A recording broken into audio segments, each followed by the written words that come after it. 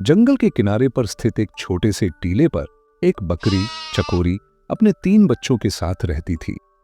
चकोरी एक कामचोर और सुस्त बकरी थी। उसे बस सोना, धूप सेंकना और आराम करते रहना पसंद था।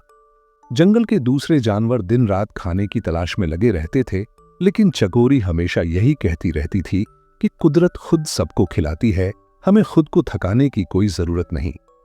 बच्चों को भूख लगती तो वे थोड़ा सा शोर मचाते, लेकिन जल्दी ही मां की डांट सुनकर चुप हो जाते। चकोरी ने उन्हें यही सिखाया था कि जरूरतें मांगने से नहीं, सब्र करने से पूरी होती है। मगर वह यह भूल चुकी थी कि सब्र तब होता है जब कोशिश भी साथ हो। एक दिन जंगल में भयंकर अकाल पड़ गया। पेड़ों पर फल नहीं रहे, घास सूख गई, नदियां सूख गईं और जानवर इधर उधर खाने की तलाश में निकल पड़े। चकोरी अब भी लेटी रही। वह यही सोचती रही कि शायद कल बारिश हो जाए, शायद कोई दयालु जानवर कुछ खिला जाए। बच्चे भूख से निढाल हो गए, उनकी आंखों से आंसू बहने लगे, लेकिन चकोरी के कान उन फरियादों को सुनने में असमर्थ थे। वह बस सुस्ती और खुदगर्जी की चादर ओढ़े सपनों में खोई रहती। एक सुबह तीनों बच्चों ने खुद ही खाना खोजने का निर्णय लिया। वे मां की मर्जी के बिना निकल गए। उन्होंने सोचा, मां तो बस सोना जानती है, अब वक्त है कि हम खुद कुछ करें। शाम आई, फिर रात, और जब अगली सुबह चकोरी उठी तो घर सुनसान पाया। शुरू में वह बेपरवाह रही। सोचा, बच्चे खेलने गए होंगे, आ जाएंगे। मगर जब 3 दिन बीत गए तब उसके दिल में पहली बार बेचैनी हुई। उसने बच्चों के नाम पुकारे, आवाजें दी, पर कोई जवाब ना आया। पहली बार उसने खुद बाहर निकलने का निर्णय लिया। उसकी टांगें कमजोर थीं, धूप से आंखें चकाचौंध हो रही थीं, लेकिन दिल में बच्चों की तलाश का दर्द था। वह कभी एक पेड़ के नीचे, कभी किसी झाड़ी के पास बच्चों को खोजती रही। कुछ दूर जंगल के बीचों बीच एक हाथी राजू रहता था। सभी जानवर उसे बुद्धिमान मानते थे। चकोरी हाँफती कांपती उसके पास पहुंची। राजू ने बताया कि बच्चे 3 दिन पहले उसके पास आए थे। वे भूखे थे, उदास थे और अपनी मां की बेपरवाही की शिकायत करते हुए शेर के इलाके की तरफ निकल गए थे। राजू ने उन्हें चेतावनी दी थी, लेकिन शायद देर हो गई थी। चकोरी का दिल बैठने लगा।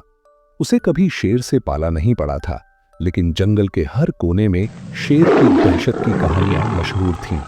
मगर मां का दिल डर से भी बड़ा होता है। वह वहां से तेजी से रवाना हुई। रास्ते में उसे भोला राम मिला, एक सीधा सादा गधा। वह हमेशा अकेला रहता, मगर दिल का साफ था। उसने बताया कि उसने बच्चों को शेर के इलाके की तरफ जाते देखा था। चकोरी के आंसू रुक नहीं रहे थे। भोला राम को दया आई। उसने साथ चलने की पेशकश की। रास्ता कठिन था, झाड़ियां, कांटे, धूप, प्यास, थकान, लेकिन चकोरी चलती रही। उसकी सुस्ती जैसे किसी गुफा में दफन हो गई थी। रास्ते भर वह खुद को कोसती रही, अपने फैसलों पर पछताती रही। आखिरकार वह शेर की गुफा तक पहुंच गई। गुफा के मुहाने पर 3 बच्चों में से एक का जूता पड़ा था। दिल कांप गया। वह कभी सोच भी नहीं सकती थी कि उसकी सुस्ती बच्चों की जान ले सकती है। शेर गुफा से बाहर आया। उसकी आंखों में गुस्सा था। वह चकोरी को देखकर हैरान हुआ, लेकिन नाराज भी हुआ। चकोरी ने उसके सामने माफी मांगी, बच्चों को वापस मांगा। शेर ने कहा कि वह उन्हें अपना बनाना चाहता है, क्योंकि उनकी मां ने उनका ख्याल नहीं रखा। मगर एक शर्त रखी। जंगल के अंदर एक रहस्यमय गुफा थी, खामोशी की कोठरी। उस गुफा में जो भी गया वापस नहीं आया। अगर चकोरी उसमें जाकर जिंदा बाहर आ गई तो बच्चे उसके हो जाएंगे।